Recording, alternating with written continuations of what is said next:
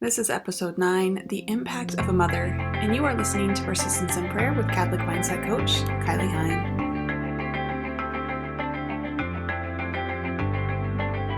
Happy Tuesday, friends. I just want to say hello and welcome to anyone that is new. This is Persistence in Prayer with Kylie Hine. I am a mother of 2, a wife. I am an educator, just finishing up 13 years of teaching middle school and high school math, transitioning out to be a full-time Catholic mindset coach, professionally trained. I have a master's in ministry, and Jesus is my true passion. So this discipleship is something he has been calling me to for a long time, and I just thoroughly am grateful for the opportunity to share my thoughts with you today. This episode is called The Impact of a Mother. Mother's Day is coming up, and it's had me really reflecting a lot on the story of my motherhood and my relationship with my own mother. And also, I just want to touch briefly on some of the interactions that I've had with other mothers. Several months ago, I sent out a survey asking busy Catholic women, and I didn't exaggerate on what busy meant. I just said busy. So whatever your busy looks like, asking them about the types of things that were daily frustrators. And many of them said that they wish they had more times to themselves. They wish that they didn't feel like their prayer was an afterthought or that it was rushed. But they also said that they wish that they were more present with their loved ones. And all of these things, as we know, go hand in hand. And being present is something that I really want to talk about today, because while we all know that being present is something that we should be doing, when we don't recognize why we should be present and the impact that it has on other people, it's easy to just kind of push it to the side. It's easy to get lost in the busyness of our jobs, of obligations that come up, of just the culture and the pressure demands that can sometimes put on us, and we kind of lose sight of how to be present. I've talked about this a little bit in other episodes, but today I'm going to share a story about me and my mom. It is very personal, and I'm going to be really vulnerable with you. So I hope that you'll stick around, and I would love to hear your own stories with your mothers and how they have impacted your life. So feel free to leave something in the comments. You can also share it with me over on Instagram at Kylie M. Hine. And I just look forward to hearing from all of you. Okay, so to help you fully understand this story and the impact of the presence of a parent, you have to understand where I'm coming from in my relationship with my mother specifically, but also with both of my parents. So my parents were completely different temperaments. If you don't know what the temperaments are, please reach out to me. I will send you a link to a free temperaments test that is really good. I also offer temperaments workshops so that you can name, claim, and aim your temperament toward the glory of God. But they had 2 completely different temperaments. My mom was extremely patient and gentle, and my dad was quick to react. He could go from being the most kind-hearted, generous person to someone who was still kind-hearted and generous, but you had no idea because he would be screaming at you in half of a second. I love them both dearly. However, a lot of times my mom was kind of the buffer between my dad and us kids. My dad was never violent or anything along those lines, but he did react quickly to things, very much choleric. And I inherited, along with some of my siblings, that temperament. Now, not to the extreme. I don't think that he was. Both of my parents are deceased, so if you haven't listened to the podcast before, that may be new news to you. However, it's important to understand that my mom was incredibly patient, and she was someone who served and was generous to anyone and everyone around. Sometimes I think she had trouble with setting boundaries because she always just wanted to serve and she wanted to be there for everyone. Now, growing up, that was a beautiful thing. I knew that I could always count on her. I could always depend on her. If I was stuck or I was struggling, she was going to set aside anything and everything that she had going on to be there for me. However, I also did sometimes, as all kids I'm sure do, felt like, oh man, like I really just want to spend time with my mom and she's not available. Sometimes it could have been that my aunt had called and that my mom was on the phone with her for a long time and she wasn't available to help me or it wasn't on my timeline. Those of you with children, you know exactly what I'm talking about. Okay. I have a 4-year-old and a 7-year-old, and sometimes their patience is half a second. And if you don't get there fast enough, like, oh, it just escalates. So if you have children, you know exactly what I'm talking about. Sometimes their perception of time is very different than yours is as an adult, and we just prioritize things very differently. My mother was this patient, very kind woman. We were very close, and I am very much like my mother. Temperament of my dad, but very much like my mother as well in the way that I show up, in the way that I serve.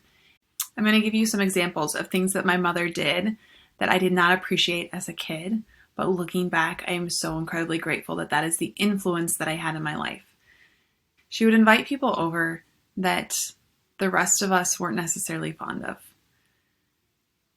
And I mean that in a loving and compassionate way, but my 16-year-old brain could not comprehend why my mother wanted some of these people around.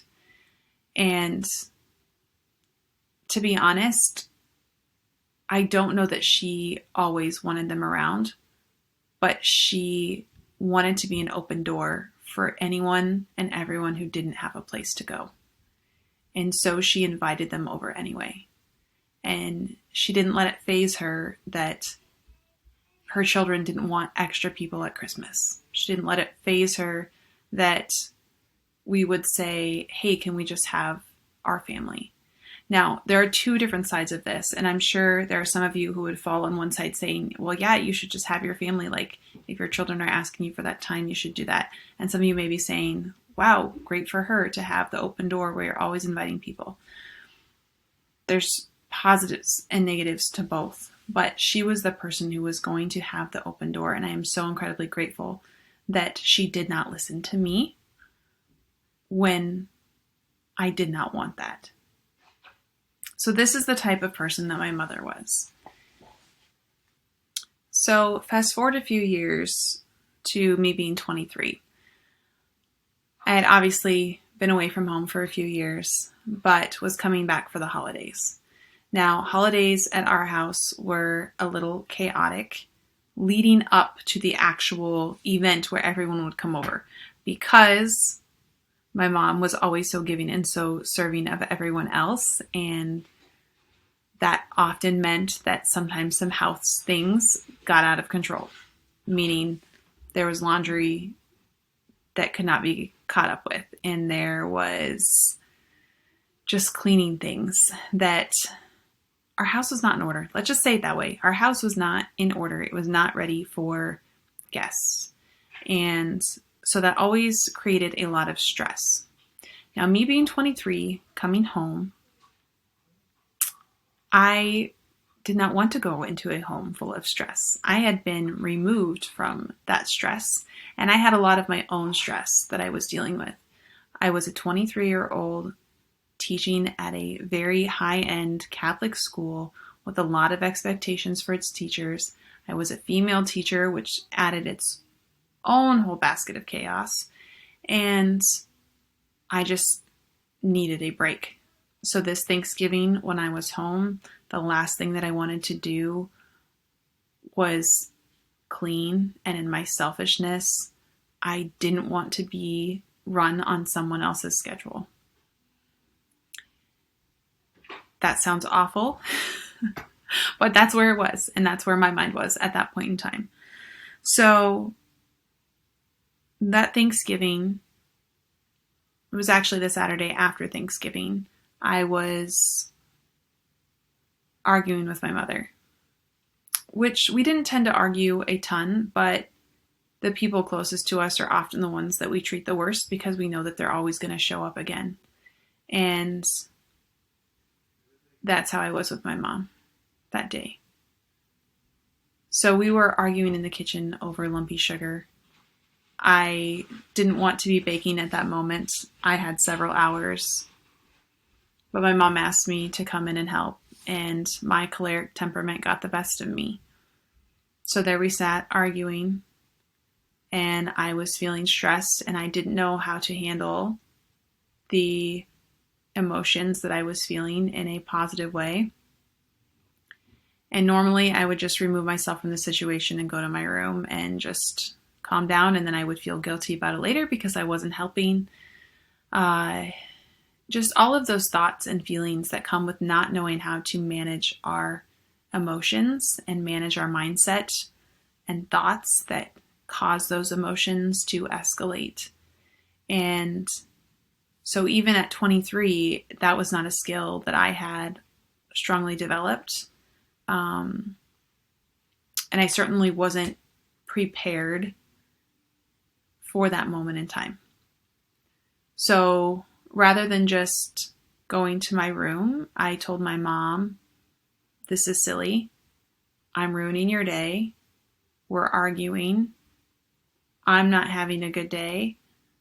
I don't want to be this person that is adding to your stress, so I'm just going to go home." And so I told her I was leaving, and I walked out of the kitchen, and I went out the back door, and I got in my car, and I drove 2.5 hours home.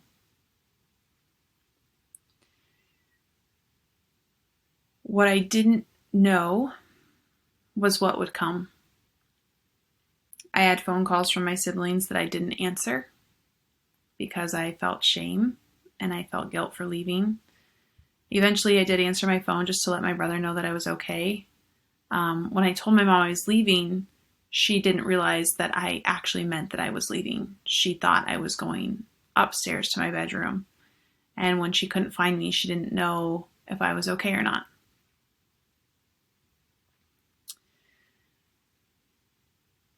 I talked to my mom later that day, and to be honest, I was embarrassed that I had left. I was embarrassed not only because I left my mom, but because my entire family was there and I wasn't there, and I had to admit that I just got mad and left. And it was sad. And I remember talking to my mom that night, and it was one of the most difficult moments of my life, even now, looking back. And I told her, her sarcastic remarks that she had said were, quite honestly, they hurt my feelings. And I didn't like that, and that's why I left. And I didn't want to ruin her day with me being there. And she didn't really say anything. And before we got off the phone, she said, "Kylie, I'm glad that you're safe." And she said, "I'm really sorry that you feel like you're too good for your own family."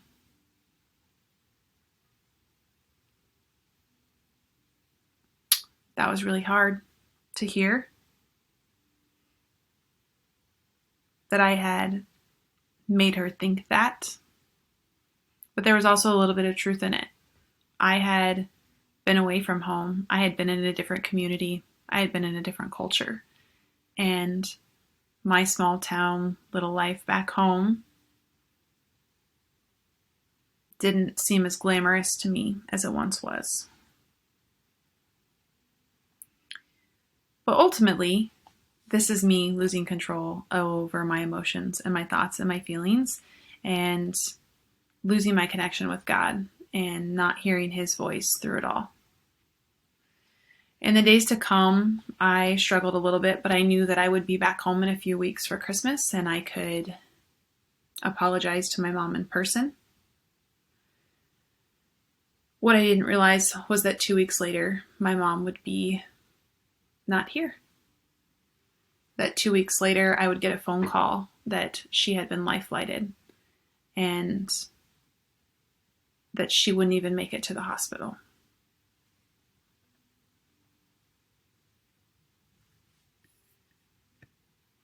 So I'm going to try to get through this. The point of my story is not that my mom died. And it wasn't that I lost control of my emotions for 5 minutes that I could never get back.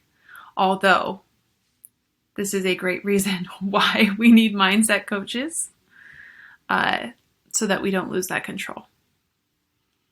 And this is why we need time in prayer, so that the Lord can build us up for these crosses that He knows are going to come. But I say all this because when I got to the hospital, knowing in my heart in that car ride home, that 2.5-hour drive back, that I was never going to see my mother again. When I got to the hospital, my dad gave me a hug and he started sobbing and he said, "Mom didn't make it." And the first thing he said to me after that was, "I know you're going to beat yourself up about the way that you saw her the last time, but I want you to know that she loved you."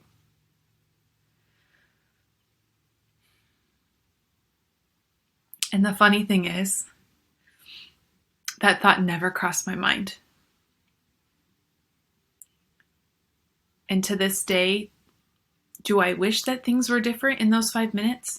Do I work really hard to understand my temperament and not react in ways like that? Absolutely. But I never second guess the relationship that I had with my mother. And I never second guess how much she loved me. And I never second guess that she forgave me the second that I walked out of that kitchen, because our relationship was so good. And that is why your presence as a mother or as a parent matters to your children.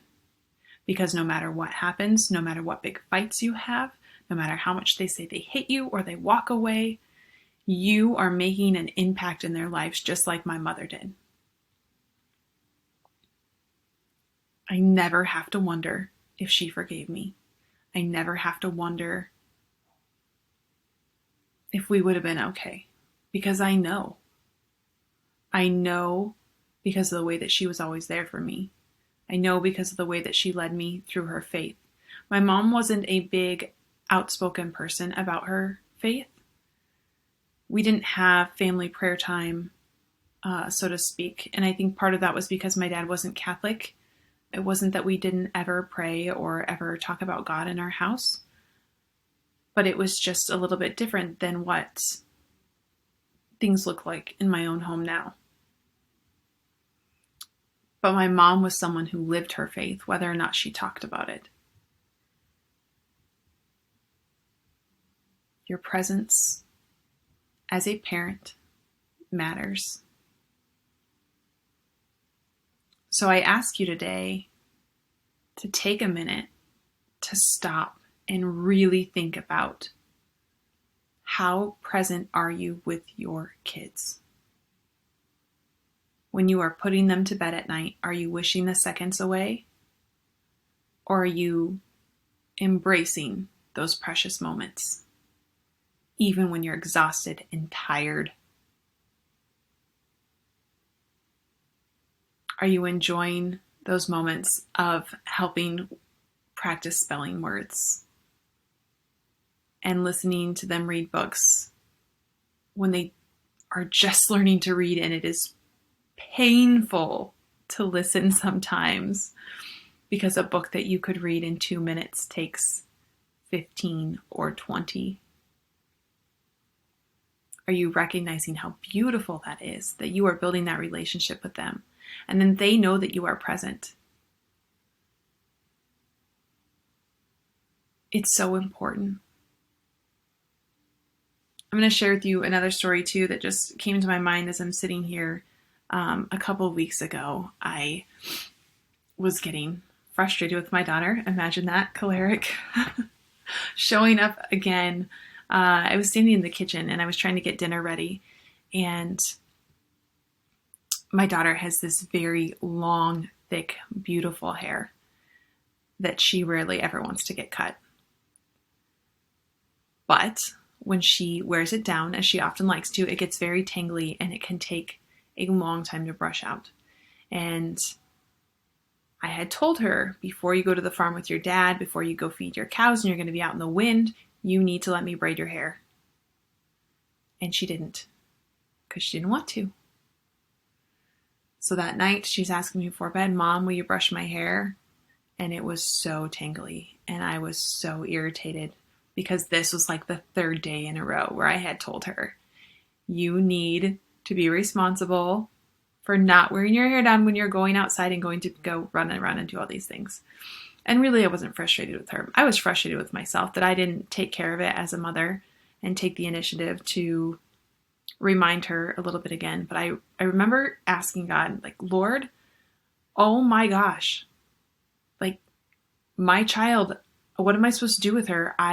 She will not listen to me. I tell her again and again, and she does not listen. And then she expects me to come fix it for her. She doesn't listen when I tell her to put her hair up so it doesn't get tangly. And then she comes running to me, Mom, please fix it. And then I have to spend 20 minutes brushing her hair when it could have taken us 2 minutes. And I could just feel the presence of God looking down on me and saying, who does that sound like? Who else doesn't listen and then says, Lord, please fix it for me? Oh, we learn so much from our children, but they learn so much from us too. And just this idea of being present. This week, this podcast is not about giving you some quick fix it. It's about sharing my story so that hopefully you can embrace the significance of your role as a parent or as a daughter. And that connection with your mother. Sometimes those relationships are really hard.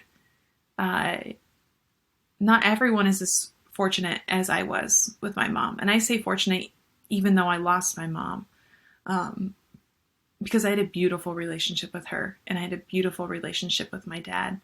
And I lost them in very different ways. My mom was very sudden.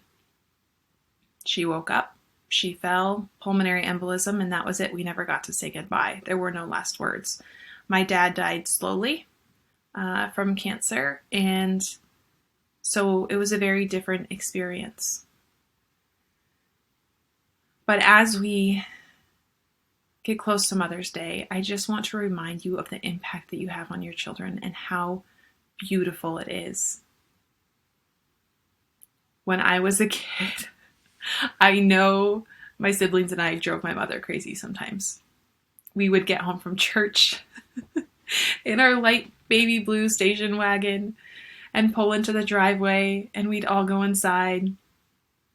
And then one by one, we would come back out and get back in the car with my mom, who was trying to have a minute of peace and quiet. But we needed her to come in and cook lunch and do all of the things that mothers do. And I just have to look back and giggle at how many times I have wanted to sit in my car or lock myself in the bathroom. And kids just don't let us do that. But I try to remember how many times I showed up when my mom needed a minute and just love my children in those moments anyway. And I'm sure that you do as well. Mothers teach us how to show affection. They teach us how to behave. They show us how to communicate. And as mothers ourselves, if we aren't showing up with clean hearts and clean minds, that can significantly impact our children. And the greatest mother that we can be to our children is to present to them our mother, our spiritual mother, Mary. This is something that if you are listening and you are not Catholic, I just ask you to give me just a second to explain what that looks like, because there are a lot of misconceptions. Mary is not of the same make as our Lord. St. Louis de Montfort explains it this way. And St. Louis de Montfort is really well known for his encouragement and devotion to the Blessed Mother. He very explicitly states, and I'm going to quote this, "Mary is infinitely below her Son. She does not command him as a mother on earth would command her child." He continues to say that when you hear the saints, because he himself was not one at the time of this writing, when you hear these saints speak of Mary as having the power of God, it is not because she is on the same level as God, but because she has been transformed through grace and is united with him, that the authority God has given her is so great that her petitions and prayers become incredibly powerful. Mary asks nothing, wishes nothing, and does nothing, which is contrary to the will of God. And that is from a book. If you're watching on YouTube, I'll show it here. This is True Devotion to Mary by St. Louis de Montfort. So I say that just because there are a lot of misconceptions about how we praise Mary and honor her as our spiritual mother. This is something that in my own life I was not all on board with growing up. I definitely had to do some discernment, especially in my college years, about how Mary fit into my spiritual life. However, I can say that since I have lost my mother, she has become even more of a mother to me so strongly. Any of you who have ever done the Marian or devotion to Jesus through Mary, that consecration, I'm sure can attest to how the Blessed Mother shows up prominently in your life. And in last week's episode, Michelle talks about this as well. De Montfort says, it will be she who makes the soul live incessantly for Jesus Christ and will make Jesus live in the soul. So as we prepare for Mother's Day, I want to celebrate not only you, but May is a great month to celebrate our Blessed Mother. So there are a lot of ways that you can do that. For some of you, maybe it's saying an extra rosary. That is a great way to honor her. However, depending on where you're at in your spiritual journey, that may not be something that you are ready for. It took me a very long time to get comfortable with praying the rosary. It can feel very tedious for someone who has not done it before. And also, I have heard several women say that it's hard because they just can't remember. There's a lot of order that you have to remember in remembering the mysteries and things like that. So you can use apps and things like that to help you. There are some really great ones out there. But also maybe just start with a couple of Hail Marys or read some spiritual reading on the Blessed Mother. If you're just dipping your toes into Marian devotion, Blessed is She has a really great book list on Mary. And they even have it categorized. There is a beginners, and then it kind of continues from there. Also, I'm going to say it wrong. Brant Petra has a really cool book if you're into history on the Jewish roots of Mary. I remember I listened to the audio version. It was incredibly eye-opening. As I close today, I just want to remind you again, your impact as a mother, as a parent matters. Your presence with your child matters. Even when they push you away, even when they say they don't want you around, even if they say terrible, horrid things, your presence matters. And them knowing that you love them and that you are praying for them matters. God knows the crosses that are going to come their way. He also knows the crosses that are going to come your way. So stay close to him because he is the one who can prepare you. And if Mother's Day is challenging for any of you, I just want to let you know that you're not alone. I absolutely love being a mother. I'm so incredibly grateful. But Mother's Day and Father's Day for me sometimes can be really hard. So if you are one of those people whose parent maybe is not in your life, or you don't have a great relationship with them, or maybe they've passed and are not around. You're not alone, and it's okay to reach out to someone like me who can relate to where you are, and I will lift you up in my prayers. And if you are fortunate enough to have your mother around for Mother's Day, or even your mother-in-law, I love celebrating my mother-in-law on Mother's Day, please reach out to them and make their day a little special, because it means the world. Lastly, I talked a lot in this episode about my lack of control over my emotions, especially when I was younger and at the age of 23, how even though in my entire life I had never left home or left an interaction with my mother without saying I love you and hugging her goodbye, for that brief second, that day, I lost my cool, and I let my natural inclinations to feel embarrassed or shamed or upset or angry get the best of me. And I walked out the door and I didn't say I love you, and I didn't give her a hug. And if you would have asked me at 23 if I would have ever done that, I 100% would have said that will never happen. But it did happen. And the Lord has made the best out of it. I have grown so close to Him over the fact that I have lost my mother and that whole experience. But I also didn't have to leave that way. I left that way because I didn't know how to manage my thoughts that triggered my emotions that led to me leaving. This is why I'm doing the work that I'm doing as a Catholic mindset coach, not only because I truly believe in the anthropology and the teachings of the Catholic Church, but because I am committed to helping mothers and women and parents, anyone who wants to grow closer to God, to help clear out all of the crap that gets in the way, especially in our own minds, of not being able to discern the truth from the lie. I want to help with that human formation so that you are more ready to show up in your prayer life. You are more ready to show up in your relationship with God. The way that you react and handle your feelings is very much a reflection of the effort that you are putting into your friendship with God. And so when we don't work to balance out our temperament, I said I was primarily choleric, but I'm also fairly close in sanguine and melancholic. But my phlegmatic is a little more down here. That's that even keel, not getting upset.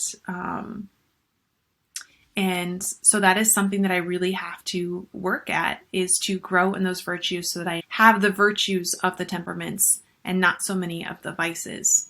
And it's truly incredible work. I would love to share more of it with you. If you'd like to find out more about the temperaments, about the Unique Call to Sanctity workshop that I run, or about the reason cycle that I use to help lead clients through as they learn to manage their mindset and show up as better human beings for the world and the people around them, please reach out to me. Again, you can reach me at KYLIEMHEIN on Instagram. I'm also on Facebook, although I don't hang out there as often. There's a link for my email also. So check out the notes. I can't wait to hear from you. I hope that you have a very blessed Mother's Day. I will be praying for all of you, and I hope that you will pray for me too. See you next time. Thank you so much for listening to Persistence in Prayer. Make sure you subscribe so you never miss an episode, and leave a review or share with a friend if any of this episode was helpful or uplifting.